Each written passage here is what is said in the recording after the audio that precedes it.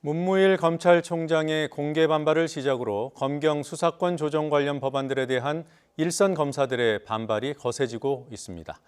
검찰총장이 불을 당긴 격입니다. 해외 순방 일정 일부를 취소한 문 총장은 내일 오전에 귀국한다는군요. 문무일 총장의 항의성 사퇴 가능성도 거론되지만 당장 사퇴하지는 않을 것으로 보입니다. 법조팀 취재기자 연결해서 좀 더 자세히 얘기 나눠보겠습니다. 조성호 기자. 네, 대검찰청입니다. 네, 문 총장 입장이 나온 이후에 일선 검사들 사이에서 어떤 의견들이 나오고 있습니까? 네, 문 총장이 그제 수사권 조정안이 민주주의 원리에 어긋난다는 입장을 밝힌 이후 내부 게시판에 동조하는 글이 많이 올라왔습니다.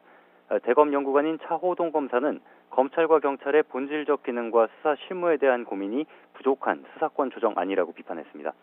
또 다른 검사도 정보 수집 기능을 가진 경찰이 검사 지휘 없이 수사하게 되면 그야말로 막강한 권한을 행사하게 될 것이라고 우려했습니다. 일부는 국회 논의를 차분히 지켜보자는 의견을 내기도 했습니다. 이문정 청주지검 충주지청 부장검사는 SNS에서 검찰 개혁 논의가 급물살을 타게 된 것은 스스로 초래한 일이라며 변화에 맞춰 시스템을 어떻게 바꿀지 중지를 모아야 한다고 주장했습니다. 네, 해외 일정을 단축해서 내일 오전에 귀국하는 문 총장 얘기 좀 더 해보죠. 항의성 사퇴 가능성은 어느 정도입니까? 문 총장이 공개적으로 그것도 강도 높은 어조로 비판했기 때문에 항의성 사퇴 가능성이 있다라는 얘기도 나오는 걸로 보입니다. 그동안 수사권 조정 논의에서 검찰이 상대적으로 미온적으로 대응했다는 내부 불만 기류가 있었습니다. 이런 점을 고려해서 문 총장이 직을 걸고 입장을 낸 것 아니냐는 분석이 나오는 건데요. 하지만 임기가 2달여밖에 남지 않은 문 총장의 거취가 수사권 조정 문제에 해법이 되긴 어려워 보이고 오히려 문제를 키울 수도 있어서 가능성은 작다는 관측도 있습니다. 때문에 당장 사퇴하기보다는 국회와 국민을 상대로 검찰 입장을 설명하는 데 무게를 둘 것으로 알려졌습니다. 자, 일단은 수사권 조정안이 신속 처리한 건, 그러니까 패스트트랙으로 지정이 됐습니다. 한국당을 포함한 여야가 합의를 이루지 않으면 사실상 돌리기 어렵다고 할 수 있는데요. 앞으로 검찰 대응은 어떤 방식으로 이루어질까요? 수사권 조정 논란이 있을 때마다 전국 평검사 회의가 소집되는 등 조직적으로 들고 일어난 사례가 있습니다.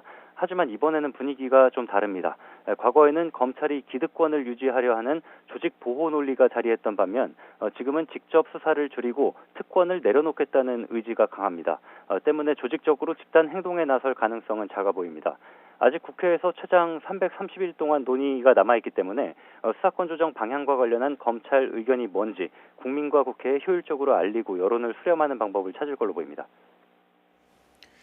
검찰 개혁의 또 다른 축이라고 할 수 있는, 그래서 패스트트랙으로 이미 지정된 고위공직자범죄수사처, 공수처 법안 얘기 좀 해보죠. 국회에서 검찰의 의견 제출을 요구를 이미 했습니다. 검찰 입장은 어떻습니까?